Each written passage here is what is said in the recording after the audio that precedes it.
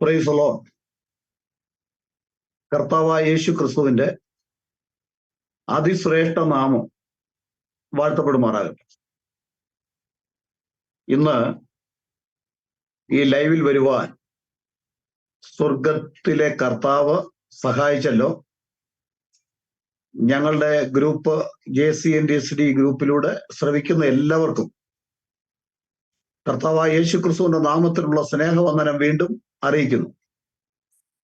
എല്ലാവരെയും ദൈവം അനുഗ്രഹിക്കട്ടെ. കാലം അതിൻ്റെ അന്ത്യത്തിലേക്ക് എത്തിക്കൊണ്ടിരിക്കുകയാണ്. സത്യം അറിയുകയും സത്യം നമ്മളെ സ്വതന്ത്രമാക്കുകയും ചെയ്യും എന്ന് വിശുദ്ധ ബൈബിൾ പഠിപ്പിക്കുന്നു. യഹോവ എന്നുള്ള പഴയ നിയമത്തിൽ ദൈവത്തിന്റെ പേര്, ആ പേര് യഥാർത്ഥത്തിൽ ഇസ്രയേലിനോടുള്ള ബന്ധത്തിൽ മാത്രം രേഖപ്പെടുത്തിയ ഒരു പേരാണ് യഹോവ. അതിന്റെ അർത്ഥം രക്ഷകൻ എന്നാണ്. ആ രക്ഷകൻ തന്നെയാണ് യേശു എന്നുള്ള തെളിവുകൾ തിരുവചനത്തിന്റെ അടിസ്ഥാനത്തിൽ കൊണ്ടുവരുവാൻ താല്പര്യപ്പെടുകയാണ്. മാന്യ സ്നേഹിതരുടെ ശ്രദ്ധ ഞങ്ങൾ ക്ഷണിക്കുന്നു. യഹോവ എന്നുള്ള പഴയ നിയമത്തിൽ നമ്മുടെ മലയാളം ബൈബിളിൽ കാണുന്ന പേര് വാസ്തവത്തിൽ ഇസ്രയേലിനോടുള്ള ബന്ധത്തിൽ മാത്രം ഉപയോഗിച്ചിട്ടുള്ളൊരു പേരാ. യഹോവ എവിടെല്ലാം വരുന്നുണ്ടോ, യഹോവ എന്നുള്ള പേര് പഴയ നിയമത്തിൽ എവിടെയെല്ലാം വരുന്നുണ്ടോ, അതിൽ മിക്ക സ്ഥലങ്ങളിലും ഒരു ഇസ്രയേൽ ചേർന്ന് വരുന്നുണ്ട്. അത് നിങ്ങൾ ശ്രദ്ധിച്ചാൽ നിങ്ങൾക്ക് കാണാൻ കഴിയും. ഞാൻ ഉദാഹരണം 1-2 വാക്യങ്ങൾ ഒന്ന് കൊണ്ടുവരാം. ആവർത്തനം 6:4. ഇസ്രയേലിനെ കേൾക്ക, യഹോവ നമ്മുടെ ദൈവമാകും. ആവർത്തനം 5:6. അടിമ വീടായ മിസ്രയീം ദേശത്തു നിന്ന് കൊണ്ടുവന്ന യഹോവയായ ഞാൻ നിന്റെ ദൈവമാകുന്നു. 2 ദിനവൃത്താന്തം 6:7. ഇസ്രയേലിന്റെ ദൈവമായ യഹോവ. പുറപ്പാട് 5:1. മോശയും അഹരോനും ഫറവോനോട് ഇസ്രയേലിന്റെ ദൈവമായ യഹോവ കൽപ്പിക്കുന്നു. പുറപ്പാട് 29:45-46. ഞാൻ ഇസ്രയേൽ മക്കളുടെ നടുവിൽ വസിക്കുകയും അവർക്ക് ദൈവമായിരിക്കുകയും ചെയ്യും. ഞാൻ അവരുടെ ദൈവമായ യഹോവ തന്നെ. ഇങ്ങനെ അനവധി വാക്യങ്ങള് നമുക്ക് വിശുദ്ധ വചനത്തിൽ കാണാൻ കഴിയും. ഇസ്രയേലിന്റെ പരിശുദ്ധൻ യഹോവ, ഇസ്രയേലിന്റെ വീണ്ടെടുപ്പുകാരനായ യഹോവ, ഇസ്രയേലിന്റെ ഭർത്താവായ യഹോവ. ഇസ്രയേലിന്റെ ഭർത്താവായി വെളിപ്പെട്ട ഈ യഹോവ തന്നെയാണ് പുതിയ നിയമത്തിലേക്ക് കടന്നു വരുമ്പോൾ, അല്ലെങ്കിൽ മണവാളനായി കടന്നു വരുന്നത് എന്ന് നമുക്ക് വചനം വ്യക്തമായി പഠിക്കുന്ന ആഗ്രഹമുള്ള ദൈവമക്കൾക്ക് പരിശുദ്ധാത്മാവ് വെളിപ്പെടുത്തി കൊടുക്കുന്നു. ഞാൻ ഇന്ന് സംസാരിക്കാൻ താല്പര്യപ്പെടുകയാണ്. യഹോവ, യേശുക്രിസ്തു തന്നെയാണ് ഈ യഹോവയെന്ന്, അല്ലെങ്കിൽ പഴയ നിയമത്തിൽ വെളിപ്പെട്ട അതേ ദൈവം തന്നെയാണ് യേശുക്രിസ്തു എന്ന് യേശുക്രിസ്തു സമ്മതിച്ചിട്ടുണ്ടോ എന്ന് പലരും ചോദിക്കാറുണ്ട്. യേശുക്രിസ്തു സമ്മതിച്ചിട്ടുള്ള തെളിവ് ഞാൻ തിരുവചനത്തിലൂടെ തരുവാൻ പോകുകയാണ്. നമുക്കറിയാം, ഇവിടെ ബഹുഭൂരിപക്ഷം ക്രിസ്ത്യാനികളും യേശുവിന്റെ ദൈവമായി ആരാധിക്കുന്നവരാ. വളരെ ചുരുക്കം, വിരളിൽ എണ്ണാവുന്ന ചിലര് മാത്രം യേശു ദൈവമല്ല എന്ന് ഭയങ്കരമായി വെല്ലുവിളിച്ചുകൊണ്ടിരിക്കുക. അത് തികച്ചും ദൈവത്തിന്റെ പരിശുദ്ധാത്മാവിലുള്ള ഒരു വെല്ലുവിളിയല്ല. കാരണം പരിശുദ്ധാത്മാവിലല്ലാതെ യേശുവിനെ കർത്താവെന്ന്, യഹോവയെന്ന് ഏറ്റുപറയുവാൻ ആർക്കും കഴിയില്ല. പരിശുദ്ധാത്മാവുള്ളവന് ദൈവത്തെ എങ്ങനെ ആരാധിക്കണം എന്ന് അറിയാം. അപ്പോൾ ഇവിടെ ഞാൻ എടുക്കാൻ പോകുന്ന ഒരു വിഷയം രാജാവ് എന്നുള്ള വിഷയമാണ്. ആരാണ് ഇസ്രയേലിന്റെ രാജാവ്? ഏക രാജാവേ ഉള്ളൂ. ബൈബിൾ പറയുന്നു യെശയ്യാവ് 32:1 വായിക്കുമ്പോൾ, ഒരു രാജാവ് നീതിയോടെ വാഴും, പ്രഭുക്കന്മാർ ന്യായത്തോടെ അധികാരം നടത്തും. അപ്പൊ ഒരു രാജാവ് വാഴാൻ പോവാ ഇവിടെ. ഈ രാജാവ് ആരാണെന്ന് ബൈബിൾ വ്യക്തമാക്കി നമ്മെ പഠിപ്പിക്കുന്നുണ്ട്. നമുക്ക് പ്രവചനം നോക്കാം. കാരണം ദൈവജനം യേശു ക്രിസ്തു തന്നെ ലൂക്കോസിന്റെ സുവിശേഷം 24-ാം അധ്യായം 25-ാം വാക്യത്തിൽ യേശു ക്രിസ്തു തന്നെ പറഞ്ഞിട്ടുണ്ട്, പ്രവാചകന്മാർ പറഞ്ഞിരിക്കുന്നത് എല്ലാം വിശ്വസിക്കാത്ത മന്ദബുദ്ധികളെ. അപ്പൊ നമ്മൾ അങ്ങനെ ഒരു മന്ദബുദ്ധിയാകാൻ പാടില്ല. പ്രവാചകന്മാർ പറഞ്ഞിരിക്കുന്നത് എല്ലാം വിശ്വസിക്കണം. അത് വിശ്വസിക്കാൻ വേണ്ടിയുള്ളതാ. അപ്പോൾ ഇവിടെ നമുക്ക് കാണുവാൻ കഴിയുന്നത്, ആരാണ് ഇസ്രയേലിന്റെ രാജാവ്? യെശയ്യാവ് 44:6. ഇസ്രയേലിന്റെ രാജാവായ യഹോവ. അപ്പൊ ഇസ്രയേലിന്റെ രാജാവ് ആരാ? യഹോവയാ. പിന്നെ അതിന് വായിക്കുമ്പോൾ, അവന്റെ വീണ്ടെടുപ്പുകാരനായ സൈന്യങ്ങളുടെ യഹോവ ഇപ്രകാരം അരുളി ചെയ്യുന്നു, ഞാൻ ആദ്യനും അന്ത്യനും ആകുന്നു. ഈ വീണ്ടെടുപ്പുകാരൻ എന്നുള്ള വിഷയം നമുക്ക് പഠിക്കുമ്പോൾ, യഹോവ അല്ലാതെ ഒരു വീണ്ടെടുപ്പുകാരനില്ല എന്ന് ബൈബിളിൽ പഠിപ്പിക്കുന്നുണ്ട്. അത് ഇന്നത്തെ വിഷയമല്ലാത്തത് കൊണ്ട് ഞാൻ അതിനെക്കുറിച്ച് വിശദീകരിക്കുന്നില്ല. അപ്പോൾ ഇവിടെ ഇന്നത്തെ വിഷയം രാജാവ് എന്നുള്ള വിഷയമാണ്. ആരാണ് രാജാവ്? യഹോവയാണ് രാജാവ്. യിരെമ്യാവ് 10-ാം അധ്യായത്തിന്റെ 10-ാം വാക്യം നമ്മൾ വായിക്കുമ്പോൾ,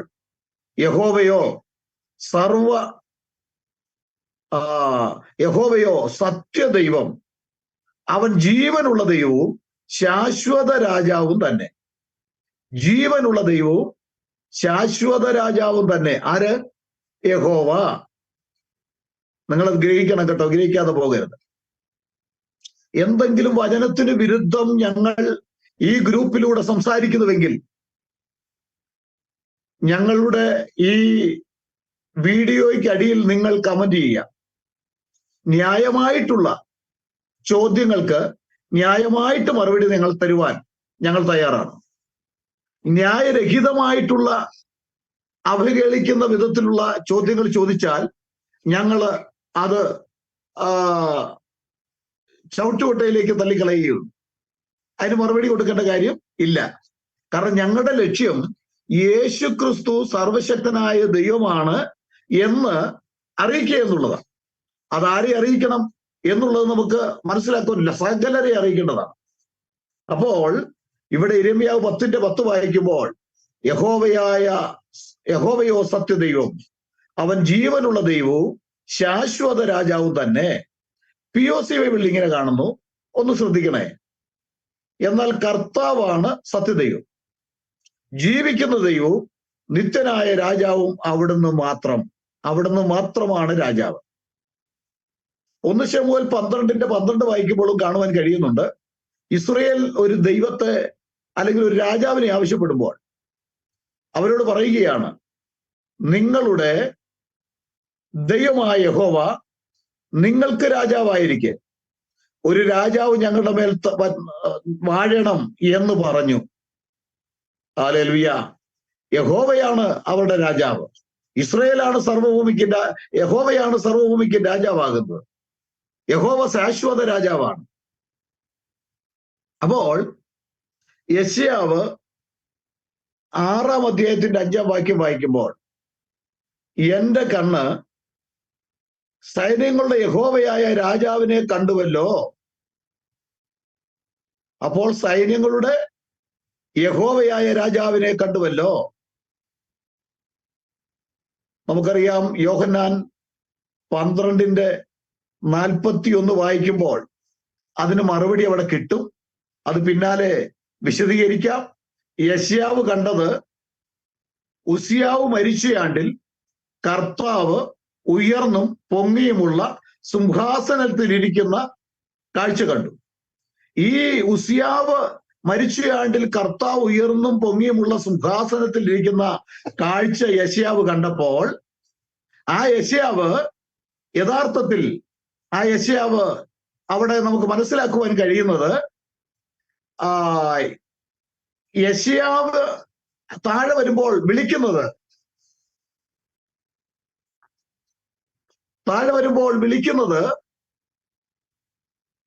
യഹോവ എന്നാണ്. സൈന്യങ്ങൾ യഹോവ പരിശുദ്ധൻ പരിശുദ്ധൻ പരിശുദ്ധൻ പരിശുദ്ധൻ എന്ന് അവിടെ ദൂതന്മാര് ഈ സിംഹാസനത്തിൽ ഇരിക്കുന്ന കർത്താവിനെ സ്തുതിക്കുന്നു. അത് യഹോവ എന്നുള്ള പേരാണ്. അപ്പോൾ നമുക്ക് മനസ്സിലാക്കുവാൻ കഴിയുന്നത് യഹോവ എന്നുള്ള ഈ പേര്, അതിന്റെ വാറിന്റെ ഒന്ന് വാക്യം കർത്താവ് എന്നാണ് പറഞ്ഞിരിക്കുന്നത്.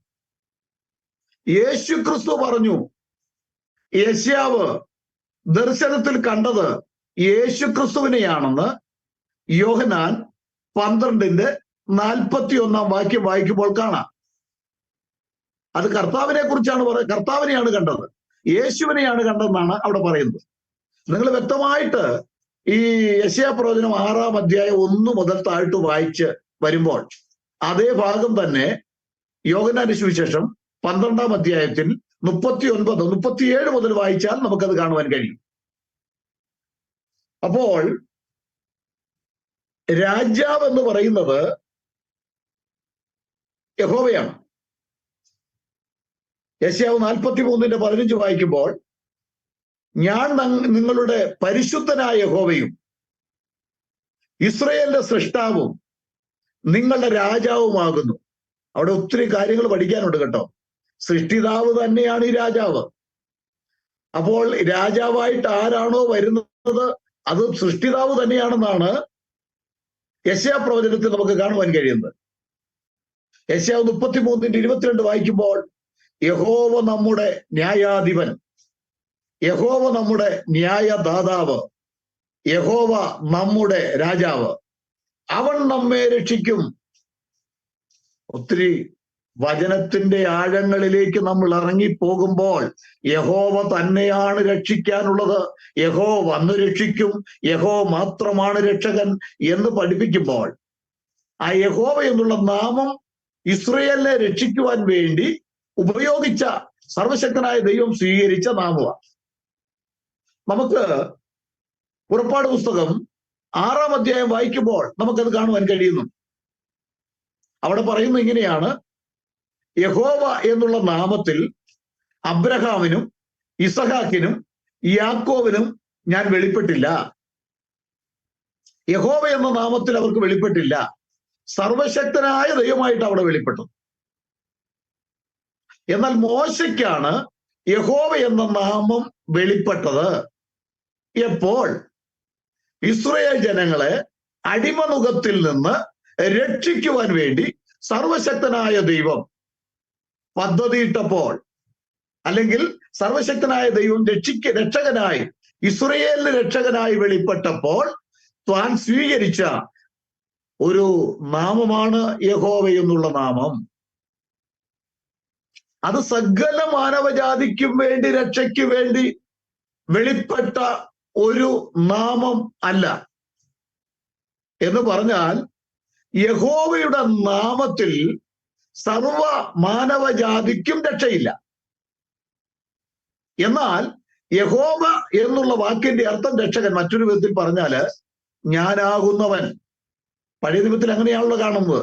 ഞാനാകുന്നവൻ, ഞാനാകുന്നു, ഞാനാകുന്നു, ഞാൻ അവനാകുന്നു. ഇതൊക്കെ ബൈബിളിൽ നമുക്ക് കാണുവാൻ കഴിയുന്നുണ്ട്. യെശയ്യാവ് 52:6 വാക്യം വായിക്കുമ്പോൾ അവിടെ കാണുവാൻ കഴിയുന്നത് അന്നാളിൽ എന്റെ ജനം എന്റെ നാമത്തെ അറിയും, ഞാൻ അവനാകുന്നുവെന്ന്. ഇംഗ്ലീഷിൽ എങ്ങനെയാ? ഞാൻ അവനാകുന്നുവെന്ന് അന്നാളിൽ എന്റെ ജനം അറിയും. ഞാനത് വായിക്കാം, ഒന്ന് ശ്രദ്ധിച്ചാലും. യെശയ്യാവ് 52:6 വാക്യം മലയാളത്തിൽ ഇങ്ങനെയാ: അതുകൊണ്ട് എന്റെ ജനം എന്റെ നാമത്തെ അറിയും, അതുകൊണ്ട് ഞാൻ തന്നെയാകുന്നു പ്രസ്താവിക്കുന്നവൻ എന്ന് അവർ അന്നറിയും. ഇംഗ്ലീഷിൽ ഇങ്ങനെയാണ്: therefore my people shall know my name, therefore they shall know in that day that I am he, അന്ന് ഞാൻ അവനാകുന്നുവെന്ന്, ഞാനാകുന്നു അവനെന്ന് നിങ്ങൾ അന്നറിയും. അന്ന് എന്റെ നാമത്തെ എന്റെ ജനം അറിയും എന്ന് ഭാവിയിൽ ആര് പറയുക? ഈ യഹോവ പറയുക. അങ്ങനെയെങ്കിൽ യേശു എന്നാണ് പറയുന്നത്. ഒന്ന് ശ്രദ്ധിക്കാൻ വേണ്ടി ഞാൻ യോഹന്നാന്റെ സുവിശേഷം, ഇതിന്റെ ഇണവാക്യമാണ്. യോഹന്നാന്റെ സുവിശേഷം 8-ാം അധ്യായത്തിന്റെ 24-ാം വാക്യം എന്റെ മാന്യ ശ്രോതാക്കൾക്ക് വേണ്ടി ഞാനൊന്ന് വായിക്കാം. യോഹന്നാൻ 8:24. മലയാളത്തിൽ ഇങ്ങനെയാണ്: ആകയാൽ നിങ്ങളുടെ പാപങ്ങളിൽ നിങ്ങൾ മരിക്കും എന്ന് ഞാൻ നിങ്ങളോട് പറഞ്ഞു.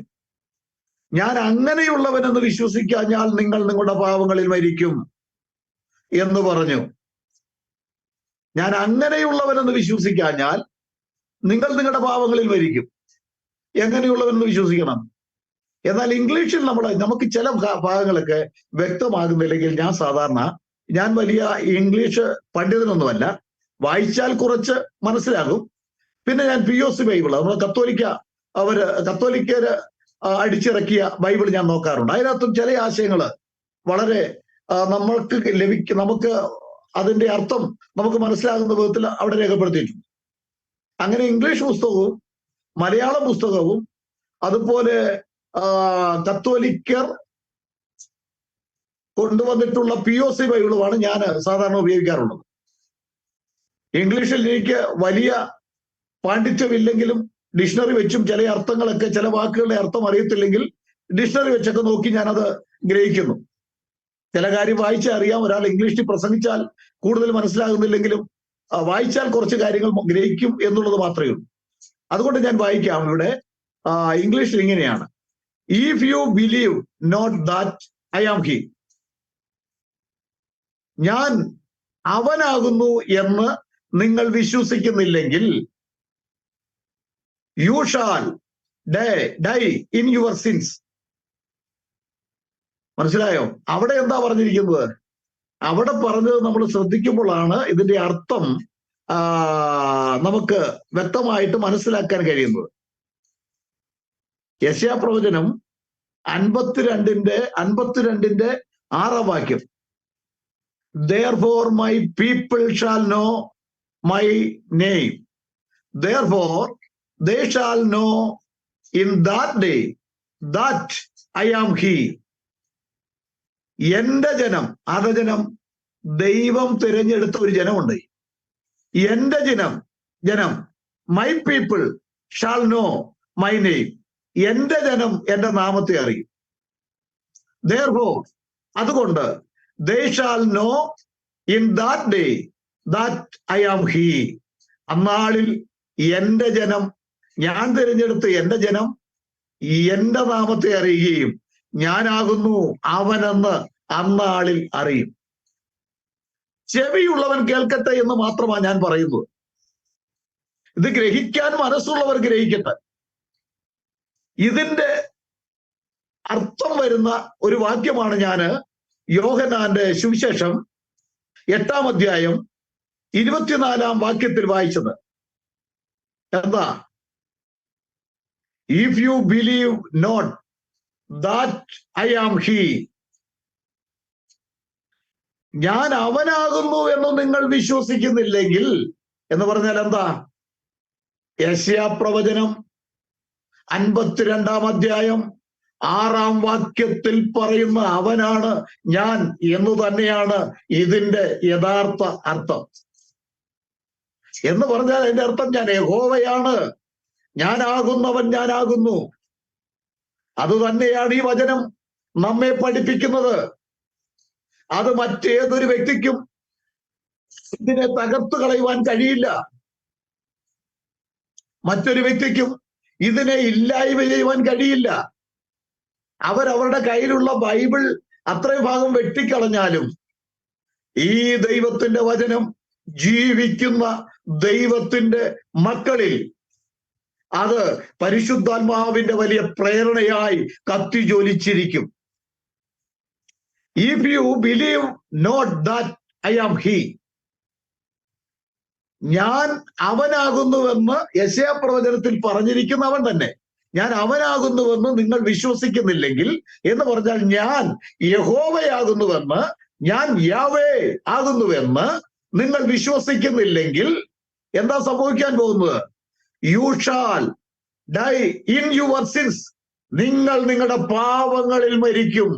യേശുക്രിസ്തുവിനെ യഹോവയായി അംഗീകരിക്കാത്തവൻ, യേശുക്രിസ്തുവിനെ ആ സ്വർഗീയ പിതാവായി അംഗീകരിക്കാത്തവൻ, പ്രവചനത്തിൽ പറയുന്ന അതേ പിതാവ്, നമുക്കൊരു ശിശു ജനിച്ചിരിക്കുന്നു, നമുക്കൊരു മകൻ നൽകപ്പെട്ടിരിക്കുന്നു, ആധിപത്യം അവന്റെ തോളിലിരിക്കും, അവൻ അത്ഭുതൻ, മന്ത്രി, വീരനാം ദൈവം, നിത്യ പിതാവ്, സമാധാന പ്രഭു എന്ന് പേർ വിളിക്കപ്പെടും.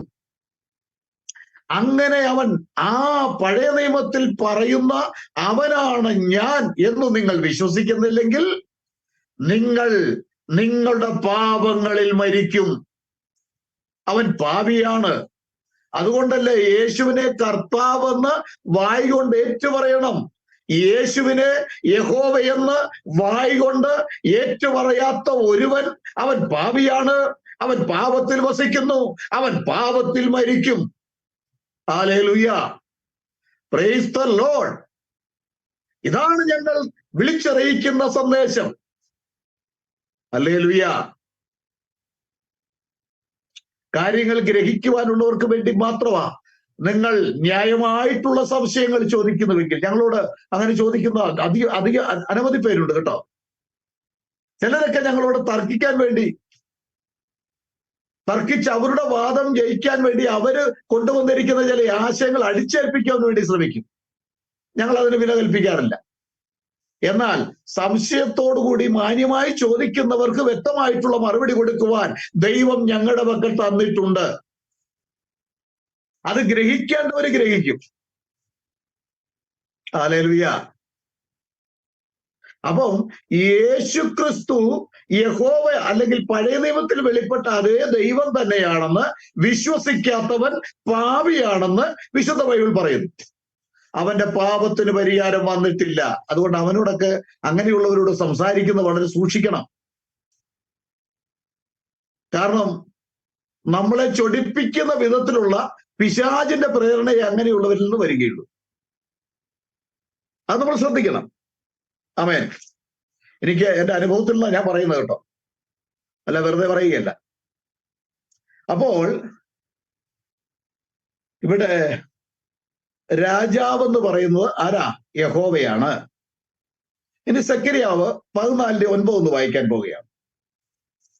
സെക്കരിയാവ് 14:9. യഹോവ സർവഭൂമിക്കും രാജാവാകും. അത് ഭാവിയിൽ സംഭവിക്കുന്ന ഒന്നിനെയാണ് പരിശുദ്ധാത്മാവ് ഇവിടെ രേഖപ്പെടുത്തിയിരിക്കുന്നത്. യഹോവ സർവഭൂമിക്കും രാജാവാകും. അത് തന്നെയാണ് ഞാൻ പ്രാരംഭത്തിൽ വായിച്ചത്. ഒരു രാജാവ് നീതിയോടെ വാഴും, പ്രഭുക്കന്മാർ ന്യായത്തോടെ അധികാരം നടത്തും. ഹല്ലേലൂയ. പ്രവാചക വാക്യം വ്യക്തമായി നമ്മെ പഠിപ്പിക്കുന്നു. യഹോവ സർവഭൂമിക്കും രാജാവാകും. ഈ ഭൂമിയെ യഹോവ ഭരിക്കും. അതെപ്പോൾ, എങ്ങനെ? ഇതാണ് നമ്മുടെ മറ്റൊരു വിഷയം. യഹോവ ഈ ഭൂമിയെ എപ്പോൾ, എങ്ങനെ ഭരിക്കും? സെക്കരിയ പ്രവചനം കൂടെ അത് ചേർത്ത് വായിക്കാം. സെക്കരിയ പ്രവചനം 9:9 വാക്യം വായിക്കുമ്പോൾ, സിയോൻ പുത്രിയെ, സിയോൻ പുത്രി എന്ന് പറഞ്ഞാൽ യെരൂശലേമിനെയാ കേട്ടോ. സിയോൻ പുത്രിയെ ഉച്ചത്തിൽ ഘോഷിക്ക, യെരൂശലേം പുത്രിയെ ആർപ്പിടുക. ഇതാ നിന്റെ രാജാവ് നിന്റെ അടുക്കൽ വരുന്നു. അവൻ നീതിമാനും ജയശാലിയും താഴ്മയുള്ളവനുമായി കഴുതപ്പുറത്തും പെൺകഴുതയുടെ കുട്ടിയായ ചെറു കഴുതപ്പുറത്തും കയറി വരുന്നു. രാജാവ് യഹോവ ആയ ഇസ്രയേലിന്റെ രാജാവ് എങ്ങനെ വരും എന്നാണ് പ്രവാചകൻ പറയുന്നത്. ഇസ്രയേലേ, യെരൂശലേം പുത്രിയെ, നിന്റെ രാജാവ് ബലശാലിയായി ഇതാ കഴുതപ്പുറത്തും പെൺകഴുതയുടെ കുട്ടിയായ കഴുതപ്പുറത്ത് കയറി വരുന്നു. അങ്ങനെ വന്നോ? ഇപ്പം ചിന്തിക്കുന്ന വ്യക്തികൾക്ക് കാര്യം ഗ്രഹിക്കാം, ചെവിയുള്ളവൻ കേൾക്കട്ടെ. അങ്ങനെ വന്നോ?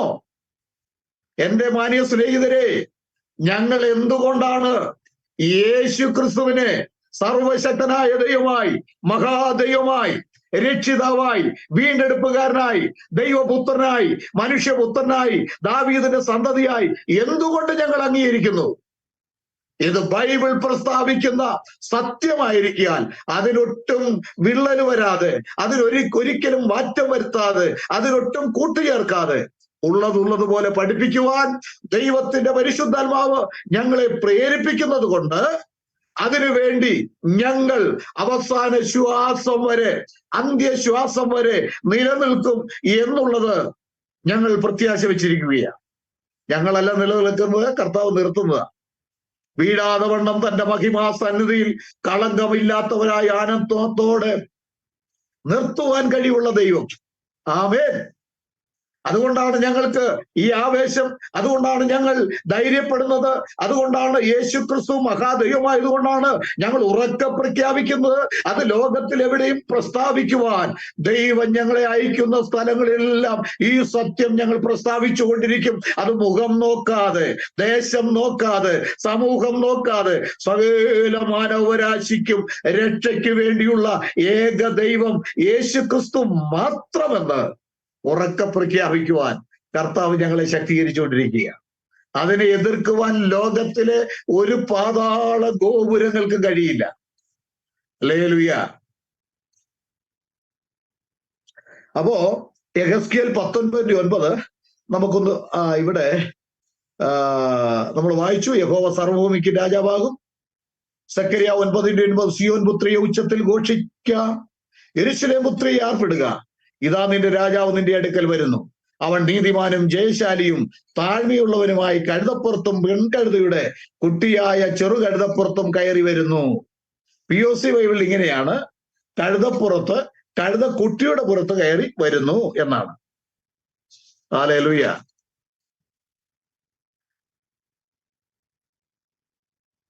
രാജാവിന്റെ രംഗപ്രവേശനം നമുക്ക് ഒന്ന് നോക്കാം. യേശു ക്രിസ്തു ജനിച്ചപ്പോ വിദ്വാൻമാര് ഒരു നക്ഷത്രം കണ്ടു. ഈ വിദ്വാൻമാർ ആദ്യം ഒരു രാജാവ് ജനിച്ചു എന്ന് മനസ്സിലാക്കിക്കൊണ്ട് എവിടെയാകുന്നത്? ഹേരോദാവിന്റെ കൊട്ടാരത്തിലാണ്. അവിടെ ചെന്ന് ചോദിച്ച ചോദ്യം എന്താ? യഹൂദന്മാരുടെ രാജാവായി പിറന്നവൻ എവിടെ? ഹേരോദാവ് ഭ്രമിച്ചു പോയി. ഞാനിവിടെ രാജാവായിരിക്കുമ്പോ മറ്റൊരു രാജാവ്. അവിടെ ജ്യോതിശാസ്ത്രജ്ഞന്മാരെയൊക്കെ വിളിച്ചു വരുത്തി, അതെവിടെയാണ്, എപ്പോൾ ജനിക്കും, എവിടെയാണ് ജനിച്ചത് എന്നൊക്കെ അവർ പഠിച്ചിരിക്കുന്ന അവരുടെ പാണ്ഡിത്യം വെച്ച് നോക്കിയപ്പോൾ യെരൂശലേമിലുള്ള ബേത്ലഹേമില, യഹൂദിയ ദേശത്തിലെ ബേത്ലഹേം അവിടെയാണ്. യഹൂദിയ ദേശത്തിലെ ബേത്ലഹേം എന്ന് പറയാൻ നമ്മള് പഴയ നിയമത്തിൽ വായിക്കുമ്പോൾ സെബുലൂൻ എന്ന് പറയുന്ന ഒരു ദേശമുണ്ട്, അവിടെ ഒരു ബേത്ലഹേമുണ്ട്. അതുകൊണ്ട് വ്യക്തമായിട്ട് യഹൂദിയ ദേശത്തിലെ ബേത്ലഹേം എന്ന് തന്നെ പറയുക. അങ്ങനെ രാജാവ് അവരെ പറഞ്ഞു വിട്ടു, മടങ്ങി ഇവിടെ വരണം, എനിക്കും അവനെ വന്നൊന്ന് ആരാധിക്കണം, അവനെ കാണണം എന്ന് പറഞ്ഞു. യേശുവിനെ കണ്ടതിന് ശേഷം അവർക്ക് സ്വർഗീയ ദർശനമുണ്ടായി, വെളിപ്പാടുണ്ടായി. നിങ്ങൾ രാജാവിന്റെ അടുക്കലേക്ക്, രാജകൊട്ടാരത്തിൽ നിങ്ങൾ വന്ന വഴിക്ക് പോകരുത്, നിങ്ങൾക്ക് വേറൊരു വഴിയെ നിങ്ങൾ സ്വന്തം നാട്ടിലേക്ക് പൊക്കോളാൻ പറഞ്ഞു. യേശുവിനെ കണ്ടു കഴിഞ്ഞാൽ തങ്ങൾ വന്ന വഴിയല്ല, മറ്റൊരു വഴിയാണ്. യേശുവിനെ കണ്ടിട്ട് മറ്റൊരു വഴി തിരഞ്ഞെടുത്തു. യേശുവിനെ കാണുന്നവൻ, യേശുവിനെ കണ്ടുമുട്ടുന്നവൻ എപ്പോഴും അവന്റെ വഴി ദൈവം കാണിക്കുന്ന ദൈവത്തിന്റെ നിർദ്ദേശപ്രകാരം മറ്റൊരു വഴി തന്നെയാണ്. അതാണ് വിശുദ്ധ വഴി, അതാണ് ശ്രേഷ്ഠമേറിയ വഴി. അവൻ എവിടുന്ന് വന്നോ? ആ വലിയ കൊട്ടാരമില്ലേ, അങ്ങോട്ട് നീ പോകണ്ട. നീ ആ രാജാവിന്റെ കൊട്ടാരത്തിൽ നിന്നല്ലേ വന്നത്,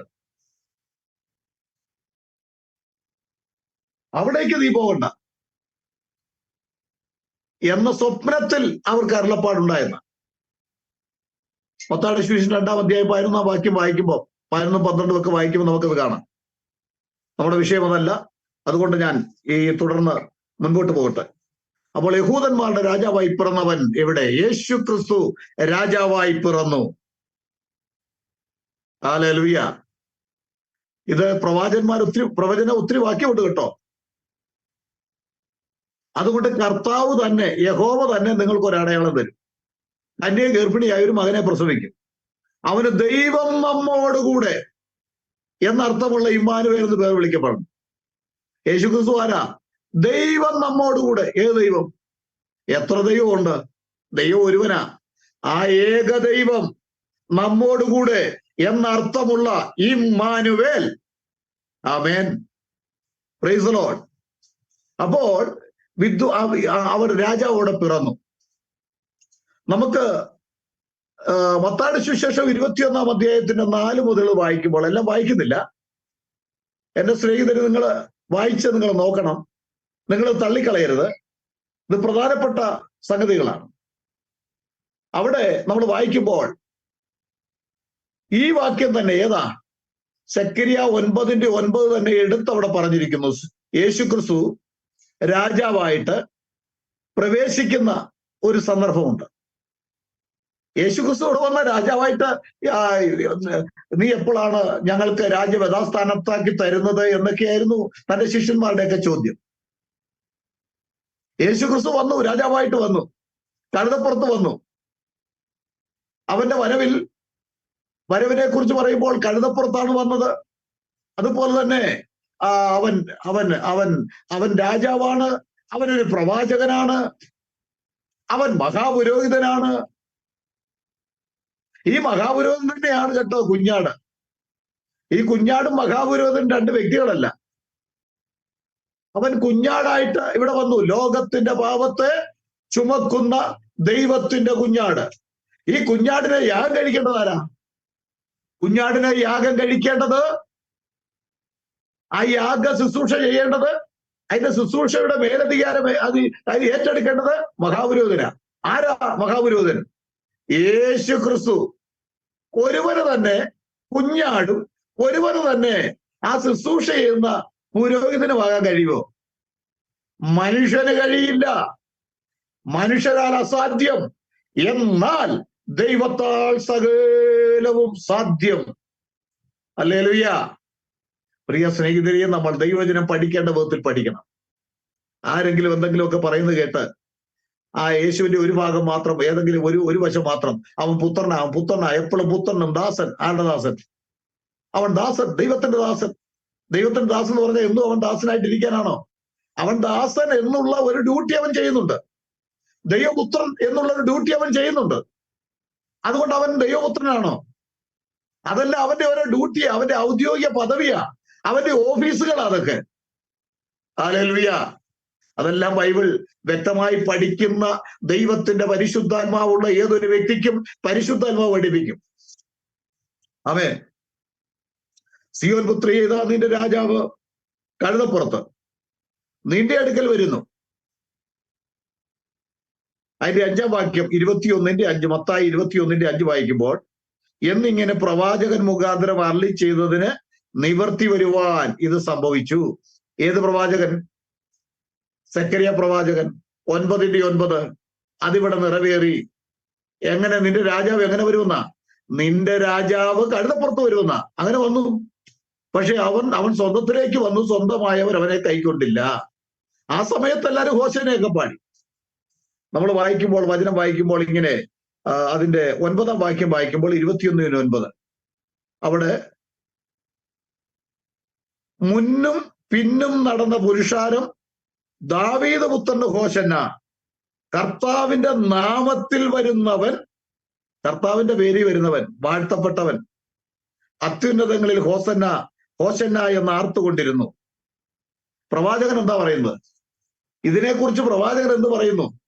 അവിടെ യേശു ക്രിസ്തു ഈ ദേവാലയത്തിലേക്ക് കഴുതപ്പുറത്ത് കയറി പോകുമ്പോൾ മുൻപും പിൻപും ആൾക്കാര് പാടി സ്തുതിച്ചു.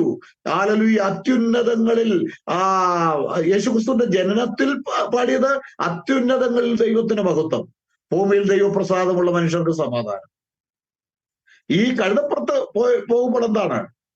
അത്യുന്നതങ്ങളിൽ ഹോസന്ന എന്ന് പാടി മുൻപും പിൻപും എല്ലാം അവിടെ നൃത്തക്കാരും തപ്പും എടുക്കുന്നവരും ഒക്കെ പാടി എന്നാണ് പ്രവാചകൻ പറയുന്നത്. അതെവിടെയാ?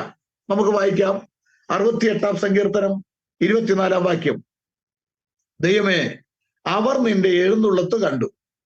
എന്റെ ദൈവവും രാജാവുമായവന്റെ വിശുദ്ധ മന്ദിരത്തിലേക്കുള്ള എഴുന്നള്ളത്ത്.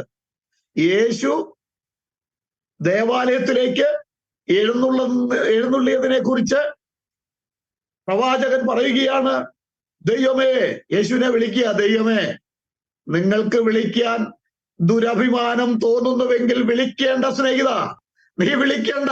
നീ വിളിച്ചില്ലെങ്കിലും ഈ കല്ലുകളാർക്കും, നീ വിളിച്ചില്ലെങ്കിലും കല്ലുകളാർക്കും യേശുവിനെ ദൈവമേ എന്ന് വിളിക്കും.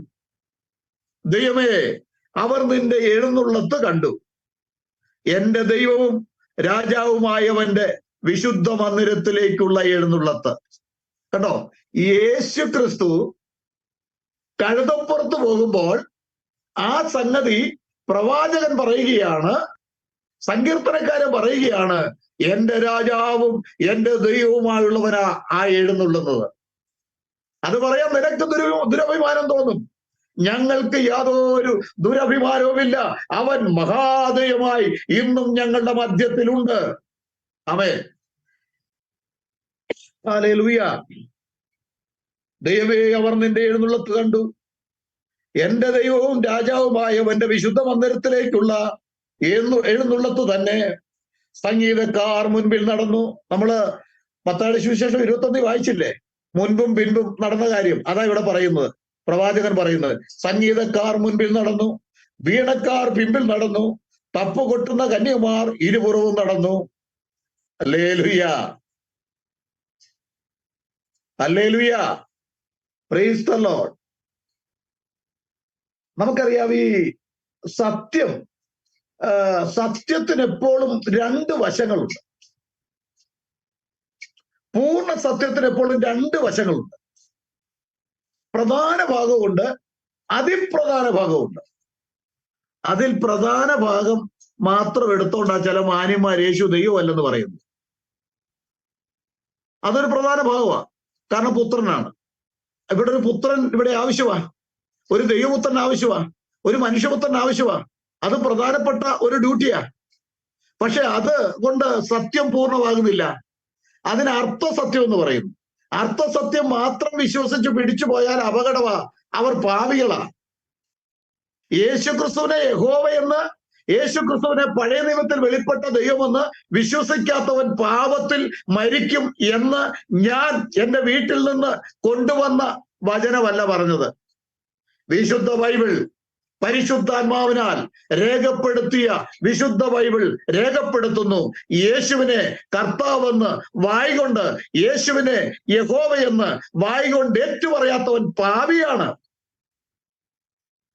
അപ്പോൾ പൂർണ്ണ സത്യത്തിന് രണ്ട് ഭാഗങ്ങളുണ്ട്.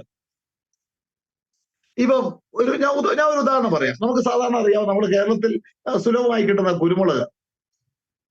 ഈ കുരുമുളക് കണ്ടിട്ടില്ലാത്ത ഒരുത്തനോട് പച്ചക്കുരുമുളക് എടുത്തോണ്ട് വന്നിട്ട് ഇതാ കുരുമുളക് എന്ന് കാണിക്കുക. ശരിയാത്, അതാ കുരുമുളക്.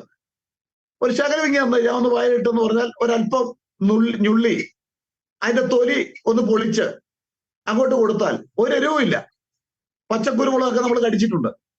കടിച്ചെന്ന് പറഞ്ഞാൽ അത് അകത്ത് കടിക്കുന്നില്ല, അതിന്റെ തൊലി നമ്മൾ കടിച്ചിട്ടുണ്ട്. അതിന്റെ തൊലി എടുത്ത് കാണിച്ചിട്ട് അത് നോക്കും, ഇത് കുഴപ്പമില്ലല്ലോ, ഇതാണല്ലേ കുരുമുളക്, അതെ ഇതാ കുരുമുളക്. പക്ഷേ അതിന്റെ അകത്ത് കടിച്ചെങ്കിലേ, അതിന്റെ കാമ്പ് കടിച്ചെങ്കിലേ അതിന്റെ എരിവ് മനസ്സിലാക്കാൻ കഴിയുള്ളൂ. യേശു ദൈവമല്ല എന്ന് പറഞ്ഞ് നടക്കുന്നവരെല്ലാം ഈ പുറത്തെ തൊലി മാത്രം പിടിച്ചുകൊണ്ട് നടക്കുന്ന പാർട്ടികളാണ്. അകത്തെ കാമ്പിന്റെ എരിവ്, അകത്തെ കാമ്പിന്റെ ഗുണം, അകത്തെ കാമ്പിന്റെ വീര്യം, അതാണ് വീര്യം, അതാണ് കുരുമുളക്. അല്ലാതെ ഈ പുറത്തെ തൊലിയല്ല. തൊലി ഉണ്ടെന്ന് പറഞ്ഞാൽ ഉണ്ട്. Hallelujah, price the Lord. അതാണ് ഞാൻ ഇവിടെ കൊടുത്തിരിക്കുന്ന ഹെഡിങ്, നിഴലും പൊരുളും, അല്ലെങ്കിൽ നിഴൽ എന്ന് കൊടുത്തിരിക്കുന്നത്. യഹോവ എന്നുള്ള, യഹോവ ദൈവമാണ്. ആ ദൈവം യഹോവ എന്നുള്ള ആ പേരിലല്ല നമുക്ക് മറ്റൊരുത്തൻ രക്ഷയില്ല. നാം രക്ഷിക്കപ്പെടുവാൻ ആകാശത്തിന്റെ കീഴിൽ മനുഷ്യരുടെ നൽകപ്പെട്ട യേശു ക്രിസ്തു എന്നുള്ള നാമം മാത്രമാണ്. ഈ നിഴലും പൊരുളും എന്നൊരു പഠനം ബൈബിളിൽ പഠിക്കുന്നവർക്ക് പഠിക്കാം. നമ്മളൊരു നിഴല് ഒരു 4 മണി 5 മണിക്ക് ചില മരങ്ങളുടെയൊക്കെ നിഴല് വളരെ നീളം കാണും. നിഴല് ആ മരത്തിന് ചവിട്ടി പോകണമെങ്കിൽ ആ നിഴലിലൂടെ തന്നെ പോയാൽ മതി. നിഴലിലൂടെ തന്നെ ചവിട്ടി ചവിട്ടി ചവിട്ടി ചെന്നാൽ നമ്മൾ ആ പൊരുളിന്റെ അടുത്ത് ചെല്ലും, അതിന്റെ ഒറിജിനലിന്റെ അടുത്ത് ചെല്ലും. അപ്പൊ പഴയ നിയമത്തിലുള്ളതെല്ലാം നിഴലായിരുന്നു. അതിന്റെ ഒറിജിനൽ, അതിന്റെ പൊരുൾ മറ്റാരുമല്ല, കർത്താവായ യേശു ക്രിസ്തുവാണ്. ഹല്ലേലൂയ. പഴയ നിയമത്തിൽ നമുക്കറിയാം, യഹോവയെ സംബന്ധിച്ച് യെശയ്യാവ് 45:15 വായിക്കുമ്പോൾ യഹോവ മറഞ്ഞിരിക്കുന്ന ദൈവമെന്നാ. ശരിയല്ലേ? യഹോവയെ ആരെങ്കിലും കണ്ടിട്ടുണ്ടോ? ദർശനം, യെശയ്യാവ് കണ്ടത് ദർശനമാ, സ്വപ്നത്തിലൂടെ കണ്ടിട്ടുണ്ട്. യാക്കോബ് ഉൽപ്പത്തി 28-ാം അധ്യായത്തിന്റെ 12-ാം വാക്യത്തിൽ യാക്കോബ് ഉറങ്ങി കിടക്കുമ്പോൾ ഒരു സ്വപ്നം കണ്ടു, സ്വർഗത്തോളം എത്തുന്ന ഭൂമണി. അതിന്റെ അങ്ങേ തലിക്കൽ യഹോവ നിൽക്കുന്നത് കണ്ടു. സ്വപ്നത്തിലാ കണ്ടത്, നഗ്നനേത്രങ്ങൾ കൊണ്ടല്ല. നഗ്നനേത്രങ്ങൾ കൊണ്ട് യഹോവയെ കാണാൻ വേണ്ടി സാധിക്കുമോ? കർത്താവായ യേശു പറഞ്ഞു, നിങ്ങൾ കാണുന്ന കണ്ണ് ഭാഗ്യമുള്ളത്. അനേക പ്രവാചകന്മാർ ഇത് കാണുവാൻ ആഗ്രഹിച്ചു, കണ്ടില്ല. കാണാത്തവർ കാണുവാൻ ഞാൻ ഈ ലോകത്തിൽ വന്നു. വിശ്വസിക്കുന്നെങ്കിൽ വിശ്വസിക്കുക സ്നേഹിത. വല്ല മണ്ടത്തരം മാത്രം വിശ്വസിച്ച്, അല്ലെ പകുതി മാത്രം വിശ്വസിച്ചിട്ട് അതാണ് ദൈവം എന്ന് പറഞ്ഞ് നടക്കാതെ,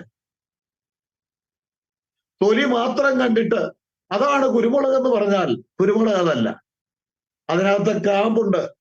ആ കാമ്പ് യേശു ക്രിസ്തു മാത്രമാ. ഹല്ലേലൂയ. കാരണം യഹോവയായ ദൈവം ആത്മാവാ. ആത്മാവായ ദൈവത്തെ ആർക്കും കാണാൻ പറ്റില്ല. യഹോവ മറഞ്ഞിരിക്കുന്ന ദൈവം എന്നാണ് യെശയ്യാവ് 45:15 പറയുന്നത്. അവൻ വെളിപ്പെടുത്തുമ്പോൾ മാത്രമേ നമുക്ക് വെളിപ്പെടുത്താൻ പറ്റുകയുള്ളൂ.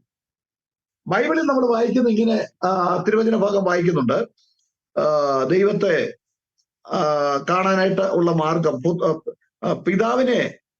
പിതാവല്ലാതെ ആരും പുത്രനെ അറിയുന്നില്ല. മത്തായിയുടെ സുവിശേഷം 11:27. പിതാവല്ലാതെ ആരും പുത്രനെ അറിയുന്നില്ല. പുത്രൻ വെളിപ്പെടുത്തി കൊടുപ്പാൻ ഇച്ഛിക്കുന്നവനുമല്ലാതെ ആരും പിതാവിനെ അറിയുന്നില്ല. പുത്രൻ വെളിപ്പെടുത്തി കൊടുത്തെങ്കിലേ പിതാവിനെ മനസ്സിലാവുള്ളൂ. പിതാവിനോട് പ്രാർത്ഥിച്ചു, പിതാവുണ്ട്. ഇനി ഞാൻ ഈ പ്രാർത്ഥനയെ കുറിച്ച് ഒരു കാര്യം കൂടെ ചിന്തിക്കാം. നമുക്കറിയാം, യേശു ക്രിസ്തു മനുഷ്യപുത്രൻ മാത്രമാണെങ്കിൽ യേശു ക്രിസ്തു തന്റെ ശിഷ്യന്മാരുമായിട്ട് ഒന്നിച്ചിരുന്ന് നമുക്ക് എല്ലാവർക്കും നമ്മളൊക്കെ പ്രാർത്ഥിക്കുകയല്ലേ ഒന്നിച്ചിരുന്ന്? അങ്ങനെ വല്ലയിടത്തും പ്രാർത്ഥന നടന്നിട്ടുണ്ടോ? ഒരിക്കലും ഇല്ല. ഗതസമനത്തോട്ടത്തിലും എന്താ പറഞ്ഞത്? നിങ്ങൾ പരീക്ഷയിൽ അകപ്പെടാതിരിക്കാൻ നിങ്ങൾ പ്രാർത്ഥിപ്പിക്കുന്ന. യേശു മാറിപ്പോയി ഒറ്റയ്ക്കാ പ്രാർത്ഥിച്ചത്. തന്റെ മനുഷ്യത്വത്തിൽ തന്നെ അവിടെ പ്രാർത്ഥിക്കുക. യേശു പ്രാർത്ഥന പഠിപ്പിച്ചപ്പോൾ എന്താ പറഞ്ഞത്? യേശു ക്രിസ്തു ശിഷ്യന്മാരും ഒന്നിച്ചെന്ന് പ്രാർത്ഥിക്കാനും ഒന്നിച്ചെന്ന് പ്രാർത്ഥിച്ച് ആമേൻ പറയാനും പറ്റില്ല. അങ്ങനെയുണ്ടെങ്കിൽ ഒരു തെളിവ് താ. യേശു ക്രിസ്തു തന്റെ ശിഷ്യന്മാരെ പ്രാർത്ഥന പഠിപ്പിച്ചത് എങ്ങനെയാ? നിങ്ങൾ ഈ വണ്ണം പ്രാർത്ഥിപ്പിൻ, അങ്ങനെ പറഞ്ഞത്. നമുക്ക് ഈ വണ്ണം പ്രാർത്ഥിക്കാവുന്നതല്ല. ഈ മനുഷ്യപുത്രനാണെങ്കിൽ അങ്ങനല്ലേ പറയേണ്ടത്? മനുഷ്യപുത്രൻ മാത്രമാണെങ്കിൽ അങ്ങനല്ലേ പറയേണ്ടത്? നമുക്ക് ഈ വണ്ണം പ്രാർത്ഥിക്കാം. യേശു ക്രിസ്തു പറഞ്ഞതെന്താ? നിങ്ങൾ ഈ വണ്ണം പ്രാർത്ഥിപ്പിൻ. പ്രാർത്ഥന പഠിപ്പിച്ചപ്പോൾ യേശു അതാണ് പറഞ്ഞത്, നിങ്ങൾ ഈ വണ്ണം പ്രാർത്ഥിപ്പിൻ. സ്വർഗസ്വനായ ഞങ്ങളുടെ പിതാവേ, നിങ്ങൾ പ്രാർത്ഥിക്കണം, സ്വർഗസ്വനായ ഞങ്ങളുടെ പിതാവേ. ഹല്ലേലൂയ. മത്തായിയുടെ സുവിശേഷം 6-ാം അധ്യായത്തിന്റെ 8 മുതൽ വായിക്കുക. അവരോട് തുല്യരാകരുത്, നിങ്ങൾക്ക് ആവശ്യമുള്ളത് ഇന്നതെന്ന് നിങ്ങൾ യാചിക്കും മുമ്പേ നിങ്ങളുടെ പിതാവ് അറിയുന്നുവല്ലോ. നമ്മുടെ പിതാവ് അറിയുന്നുവല്ലോ എന്നല്ല. ഒരിടത്ത് പറയുന്നുണ്ട് നിങ്ങളുടെയും ആ പിതാവിന്റെ കാര്യം പറയുന്നുണ്ട്. നിങ്ങൾ ഈ വണ്ണം പ്രാർത്ഥിപ്പിൻ. അങ്ങനെ തന്നെയാ അതിന്റെ 8-ാം വാക്യം. നിങ്ങൾ ഈ വണ്ണം പ്രാർത്ഥിപ്പിൻ. സ്വർഗസ്ഥനായ ഞങ്ങളുടെ പിതാവേ, നിന്റെ നാമം വിശുദ്ധീകരിക്കപ്പെടണമേ, നിന്റെ രാജ്യം വരണമേ, നിന്റെ ഇഷ്ടം സ്വർഗത്തിലെ പോലെ ഭൂമിയിലും ആകണമേ. അങ്ങനെങ്കിൽ യേശുക്രിസ്തു മനുഷ്യപുത്രൻ മാത്രമാണെങ്കിൽ നമുക്കിങ്ങനെ വേണം പ്രാർത്ഥിക്കാൻ, നമുക്കിങ്ങനെ പ്രാർത്ഥിക്കാം എന്നാണ് പറയേണ്ടത്. യേശുവും തന്റെ ശിഷ്യന്മാരും ചേർന്നിരുന്ന് പ്രാർത്ഥിച്ച് ആമേൻ പറഞ്ഞിട്ടില്ല. ഇവരുടെ പ്രാർത്ഥനയ്ക്ക് യേശുവിന് ആമേൻ പറയാൻ പറ്റിയില്ല. യേശുവിനെ ഒരു പ്രത്യേക ഡ്യൂട്ടിക്ക് വേണ്ടി ഒരു ശരീരം, ഒരു ജഡം സ്വീകരിച്ച് ഈ ലോകത്തിലേക്ക് കടന്നു വന്നവനാ. നമ്മളത് വിഷയങ്ങൾ മാറിപ്പോകുന്നു, അതുകൊണ്ട് ഞാൻ അത് കൂടുതൽ വിശദീകരിക്കുന്നില്ല. അപ്പോൾ ഇനി നമ്മളിപ്പോ പ്രവാചകന്മാർ യേശുക്രിസ്തു ദൈവമാണെന്ന് പറഞ്ഞ തെളിവുകളാണ് എടുത്തതെന്ന്. ഇനി പ്രവാചകന്മാർ യേശുക്രിസ്തു തന്നെയാണ് യഹോവയെന്ന് പറഞ്ഞിട്ടുള്ള തെളിവുകളാണ് ഞാൻ എടുത്തു തന്നത്. ഇനി യേശുക്രിസ്തു തന്നെ യഹോവയാണ് അല്ലെങ്കിൽ ഈ രാജാവാണെന്ന് വെളിപ്പെടുത്തിയിട്ടുണ്ടോ, താൻ സമ്മതിച്ചു കൊടുത്തിട്ടുണ്ടോ, അതാണ് നോക്കുന്നത്. അതൊക്കെ നോക്കിയിട്ട് ഞാനങ്ങ് ഇന്ന് വിരമിക്കാം. സമയം ഇച്ചിരി മുൻപോട്ട് പോയല്ലോ. ഞാനൊരു അരമണിക്കൂറാണ് പ്രതീക്ഷിച്ചതെങ്കിലും ഇത് പെട്ടെന്ന് തീരുകയില്ല. അടുത്ത ദിവസങ്ങൾ ഇതിന്റെ ബാക്കിയുണ്ടാകും. എന്റെ മാന്യ സ്നേഹിതരെ ശ്രദ്ധിക്കണം. ഇവിടെ ഈ കപടമില്ലാത്തവന്റെ മുൻപിലാണ് യേശു ആരാണെന്ന് യേശു വെളിപ്പെടുത്തുന്നത്. ഒരു ഉദാഹരണം പറയാം. യോഹന്നാന്റെ സുവിശേഷം 1-ാം അധ്യായത്തിന്റെ 47-ാം വാക്യം. നഥനയേൽ തന്റെ അടുക്കൽ വരുന്നത് യേശു കണ്ടു. ഇതാ സാക്ഷാൽ ഇസ്രായേലിയൻ,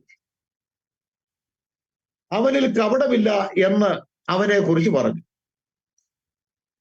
അതിന്റെ 48-ാം വാക്യം, അതിന്റെ ബി ഭാഗം വായിക്കുമ്പോ ഫിലിപ്പോസ്, അപ്പോ നഥാനിയേൽ ചോദിക്കുകയാണ്, കർത്താവേ, നിനക്ക് എന്നെ എപ്പോൾ അറിയാം, നീ എന്നെ കണ്ടിട്ടുണ്ടോ എന്നൊക്കെ ചോദിക്കുമ്പോൾ യേശു അവിടെ ഒരു കാര്യം വെളിപ്പെടുത്തുക.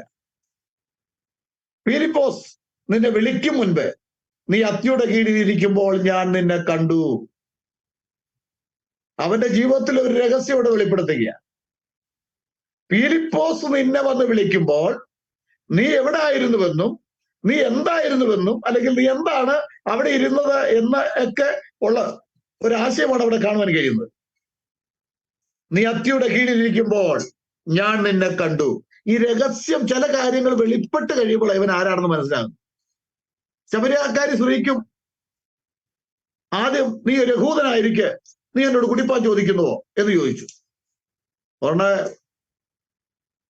പറഞ്ഞു, നീ ഈ വെള്ളം ദാഹിക്കും, നിനക്ക് ദാഹിക്കാതിരിക്കാൻ എന്റെ കയ്യിൽ വെള്ളമുണ്ടെന്ന് പറഞ്ഞു. എന്നാ അതെനിക്ക് തരണമെന്ന് പറഞ്ഞു. നിന്റെ ഭർത്താവിനെ വിളിച്ചുകൊണ്ട് വരാൻ പറഞ്ഞു. എനിക്ക് ഭർത്താവില്ലെന്ന് പറഞ്ഞു. അപ്പോൾ യേശു എന്താ പറഞ്ഞത്? നിനക്ക് 5 ഭർത്താക്കന്മാരുണ്ട്, ഇപ്പോഴും ഉള്ളവനും നിന്റെ ഭർത്താവല്ല. ഇത് പറഞ്ഞപ്പോൾ അവളുടെ അകത്തെ കള്ളത്തരം വെളിപ്പെട്ടപ്പോൾ അവള് പറഞ്ഞു, മശിഹ വരുമെന്ന് ഞങ്ങൾ കേട്ടിട്ടുണ്ട്. സ്ത്രീയെ, നീ വിശ്വസിക്കുന്നതിൽ വിശ്വസിക്ക്, നിന്നോട് സംസാരിക്കുന്നവൻ മശിഹയാകുന്നു. അവൾ ആ പാത്രം വെച്ചിട്ട് പട്ടണത്തിലോടി. ശമരിയ പട്ടണത്തിൽ പറഞ്ഞു, എന്റെ ജീവിതത്തിലെ രഹസ്യങ്ങളെ വെളിപ്പെടുത്തിയ ഒരുവൻ അവിടെ ഇരിപ്പുണ്ട്, ഒരുപക്ഷെ അവൻ മശിഹയായിരിക്കും. ഹല്ലേലൂയ. അപ്പോൾ അവൻ ആദ്യ യഹൂദനായിട്ട് തോന്നി. അങ്ങനെ യേശുക്രിസ്തുവിനെ അടുത്തറിയാനുള്ള അവസരം അവക്ക് ലഭിച്ചു. യേശു ആരാണെന്ന് അവൾ അറിഞ്ഞു എന്ന് പറഞ്ഞ പോലെ താന് പറഞ്ഞു. അവൻ ഉടനെ പറഞ്ഞ ഈ നഥാനിയേൽ പറഞ്ഞ വാക്കെന്താ? നഥാനിയേൽ അവനോട്, റബി, നീ ദൈവപുത്രൻ. ദൈവപുത്രൻ എന്ന് പറഞ്ഞാൽ ഇവിടുത്തെ നമ്മൾ ചിന്തിക്കുന്ന പോലെയല്ല കേട്ടോ.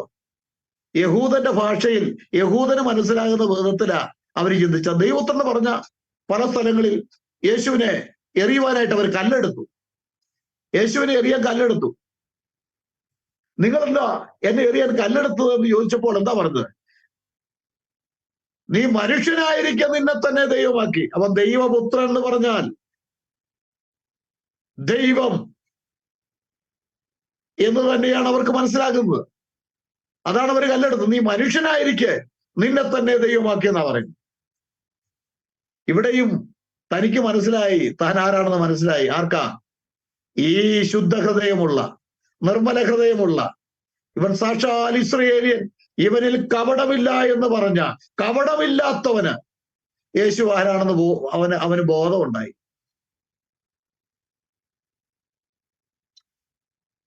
നീ ദൈവപുത്രൻ, നീ ഇസ്രയേലിന്റെ രാജാവ് എന്ന് ഉത്തരം പറഞ്ഞു.